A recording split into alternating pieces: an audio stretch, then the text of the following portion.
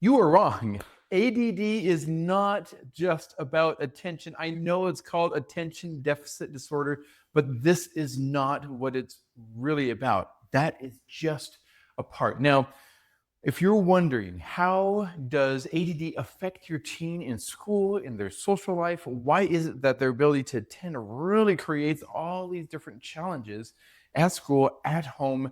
This is going to answer that. Now, you're thinking about social skills, friends, you're thinking about their home, you're thinking about their confidence, you're thinking about their esteem. I'm Ivan. If you're just joining my channel, I am a parent coach. I help parents understand their children, their teens, so that you can have success in your home. You can have peace, you can have harmony. You can be successful as a parent. Your children can be successful. I invite you to reach out to me and let's connect. I want to tell you about my coaching program. I want to raise you up and help you understand your teen who has ADD so that you understand why this isn't just an attention thing. Why is it that you can't just say, hey, just focus and it magically works? Because there's differences in actually how the brain is set up and how processing or information flows through the brain. It's different than in other typical brains, how other people function.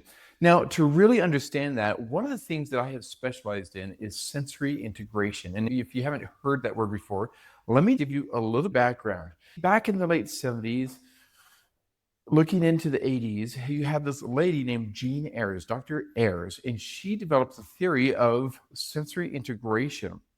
And the model that I'm going to talk you through is her original model, but it is still so applicable in how to understand development of the brain and why we can go through something that looks at attention. We're talking about social skills, self-esteem. We're talking about all these other behavioral challenges. All these things that are coming out of it. See, when we are born, our brains are not fully developed. We have some basic systems that need to come in place. Now, we have our visual system. We know that babies are born. That's not fully in line. Our tactile system, or our system of touch, is, which is really important, because otherwise babies are not going to respond to their mothers. They're not going to be able to root so that they can nurse. They're not going to be able to reach out. This is where they grab hold of your finger and you're just like, oh, my baby loves me. The comfort of the parent-infant bond is intact at birth, but their ability to understand up and down, direction of their head in relation to the ground, not fully there. Their ability to control their muscles, obviously not fully there. Their ability to understand hearing things in their environment, not fully there, but it does develop as they go. And so we see this progression of skills over time. We talk about developmental milestones.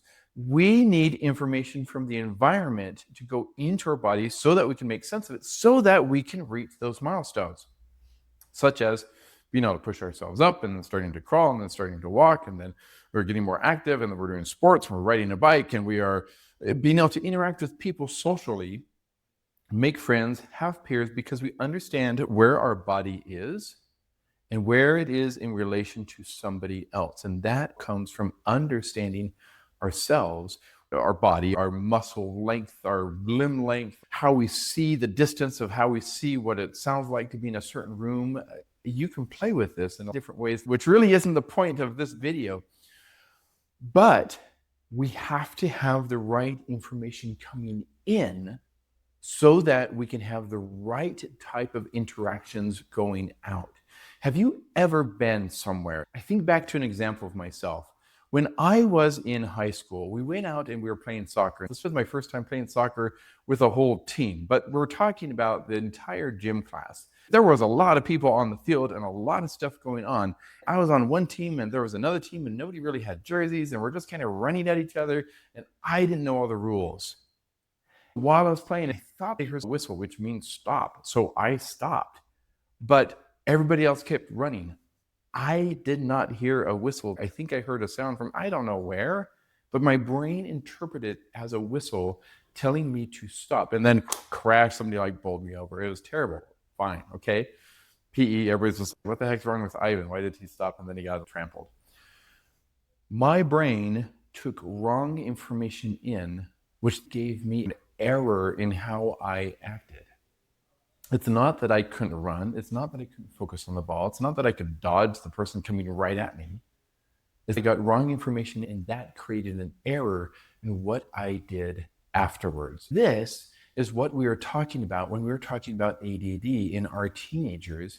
And when they shut down, when they have trouble with friends, when they do not have good self-esteem or belief in themselves, things happen again and again, and they do not understand that they are processing differently. And most important for you, you are frustrated. You are overwhelmed. You are up at night thinking, what am I doing wrong? Why can't my child succeed? Why are they withdrawing? Why are they throwing these tantrums? Why do I not feel connected to my own child? So then we have these two frustrated systems. On the one, it's not getting the right information in. And then your system is so overwhelmed trying to be a good parent that you are frustrated too. And both of those circumstances make it so that the parts of the brain where the information goes in, deep inside of our brain, where it mixes together and should have a result out. If we go back to errors and we're talking about development, these are the end results. We combine all these developmental skills, all this information coming in, integrating or mixing together so that we can have a good system that's working for us. The outcomes are focus, esteem, confidence. And without the processing, those fall apart. If you aren't confident, if you aren't calm, you feel overwhelmed. And when you are overwhelmed, your ability to parent decreases. But you don't know why, and you don't know what to do differently. That's what parent coaching does, especially for me. Coming from my background of occupational therapy, I help you understand, and then I help you navigate through, and I help you lift so that you become the parent that your child needs. Now, for your child to be able to understand this, you being able to understand your child, being able to lift them, and they being able to understand for themselves, that is going to change their self-esteem. That is going to change their confidence. You just do the best that you can at the time. But all these years of being overwhelmed and frustrated, your teen is going to be responding to that. I'm not going to try that anymore. It's so hard. Why is it so much harder for me than my friend or the other people in class? Why can't I focus? I'm not going to do this because I just want to stay home from school. I don't even want to talk about it, Mom. All these excuses because there's so much overwhelm from failure again and again because the system is having trouble processing. Now, just because it's been going on for years, we have habits of behavior, we have habits of responses. This does not mean that it cannot change. In fact, right now is the perfect time to step up and change. Children, they grow and they develop so quickly. Our teenagers still have the ability to change. The magic of being an adult or teenager is that we become more aware.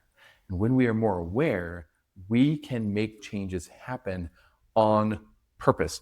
Young children, it just kind of happens, but it takes a long time because it's just happenstance. When we are more aware, we can direct our own changes and they can happen very quickly and precisely because we know how to focus on them. This is what I do in my parent coaching program. I help you focus on specific growth so that you have gains, understanding, and you can help your child succeed. This is what I'm offering to you. Reach out to me, give me a follow, share my channel with those friends who you know are struggling in their parenting as well. Let's connect. Let's build our families up together. I want to see you succeed.